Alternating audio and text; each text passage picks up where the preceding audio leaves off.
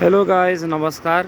अहिले हामी धनकुटा जिल्लाको मूलघाट स्थित तमर नदीको पुलमाथि छौँ। हेर्नुहोस् त चितायो भने के हुँदो रहेछ। यो तपाईँको अरुण 3 को लागि एकदम ठुलो 100 टनभन्दा भारी ट्रक लानुको लागि चाहिँ, किनकि यो पुलले थाम्ने नभएर तलबाट यसरी खोलालाई फराकिलो बनाएर यो माथि हम्प पाइप लाएर यसरी ट्रक जाने बाटो बनायो। 2 दिनमा बनाएको है। तर नेपालको विकास किन ढिलो हुन्छ भन्दाखेरि हामीसँग गर्ने मन छैन, ल्याकत भएको तर मन नभएको। कर्मचारीदेखि लिएर सरकारको कसैको पनि चाहिँ विकास गर्ने मन नभएको। यसरी नै अब अरुण 3 को विद्युत जलविद्युत चाहिँ बेचिन्छ, जसमा चाहिँ 20 देखि 25% नेपाललाई र बाँकी चाहिँ इन्डियाले लगेर जान्छ। त्यो हुँदाखेरि हेर्नुहोस् अब कस्तो राम्रोसँगले बनाएको छ गाइज होइन। हामीले सबैजनाले चाहिँ एकजुट भएर यसरी लागि पर्यो भने देश पक्कै पनि चाँडै विकास हुनेछ। यति भन्दै लाइक र सब्सक्राइब गरिदिनु होला।